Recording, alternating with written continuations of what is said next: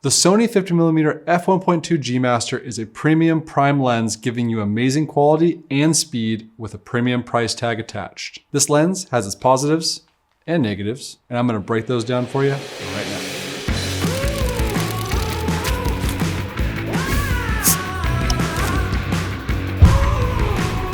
First, thank you so much for the growth of this channel. I appreciate it. We hit 1,000 subs the day before my birthday, and I am so thankful for each and every one of you. Now back to the lens. I've had the 50mm G Master for around 4 months, and in that time, I have shot a lot of different types of content. I feel I have a pretty good gauge of what this lens does well and where it's lacking. And this may fit into your bucket as well. I'm gonna do what I always do and break this lens down to its positives and negatives and let you decide if this lens is what you want in your bag.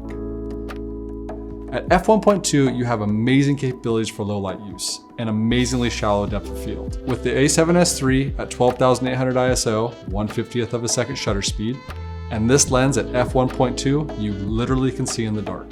It's nuts. The shallow depth of field allows you to blow out the background and really get your subject separated from it. The bokeh is beautiful at f1.2, and you really can tell that this lens was meant to be used at this aperture.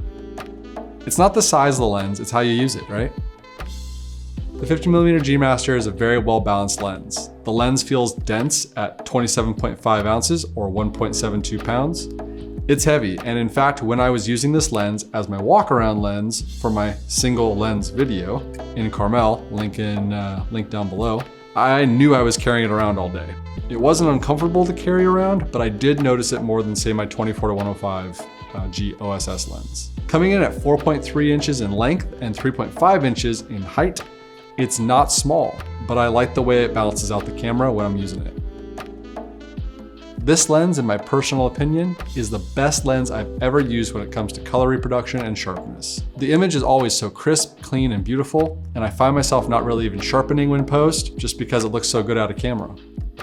I already touched on the size and weight, but the quality of this lens lies in the way that it operates, such as the 3 focus hold buttons, the declicked aperture ring, and smooth focus ring that I have applied the focus ring on. The 72mm filter thread is not as common as the 77 or the 82, but with a step-up ring, I have made it adapt to all my filters, so it's not a huge deal. The lens hood is nicely made. It has a rubber bumper around the edge and felt on the inside to reduce glare. I don't use it all that often, but it is nice to have. I was a bit apprehensive when buying this lens because of the focus breathing I had seen in other people's reviews. It does breathe quite heavily, and there is no getting around that. I would say this is the biggest downside to this lens. When doing manual focus pulls, it is more noticeable than when using autofocus. This lens does not do that background hunt like the 35 1.4 did, and for that, I am extremely happy.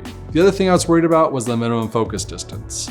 It's 1.32 feet, and I always want to get closer, and I know this isn't a macro lens by any means, but 1.32 feet is pretty far away. And I find myself using digital zoom or my macro tube set to get closer. The focus motor is fast and responsive, and you won't see it slipping up when set to autofocus, even at f1.2. Combining speed, versatility, and quality, as Sony says, comes at a pretty steep price point. At a little under $2,000, this lens isn't cheap by any means. Pound for pound, is it worth the price? I don't know. And I know that's not really a great answer coming from a review video and someone who bought it, but only you can decide if it is priced right for your needs. I wanted a lens that I could grow with and had the best image quality possible. It takes amazing photos, and the video quality is also amazing, so I think it's worth the money, but maybe I would have been just as happy with like the f1.8 version for like $1,600 less. I may have to review those lenses back to back just to see. If you ask me what my favorite focal length is, I would definitely not say 50mm. I have never been a fan of the 50mm focal length, as I feel it is kind of bland. It never produces a wide enough shot, and it really never produces a tight enough shot either. It's just very neutral, and I think that's why I've been so much more attracted to it now that I own one. I do find myself using the 50mm f1.2 more and more as my go-to lens when I am shooting something. Dare I say I am falling for it? Maybe, until I get my next lens and I fall in love all over again, and the 50mm 1.2 sits in my bag collecting dust. I'll keep using it. It's way too expensive not to. In wrapping this up, I think this is a very versatile lens that has changed the way I use a 50mm. It has made me try new things because of the speed and what I know it can produce. In all, I think it's a great purchase and worth it if you have the funds and are in the market for a 50mm lens. But let me know down below what your thoughts are, and I would love to have a conversation about it. I hope you got something from this. Make sure to hit that like button, maybe subscribe if you aren't, and comment down below if you have a question or you just want to say hi. Thank you for watching. We'll see you guys in the next one. Cheers.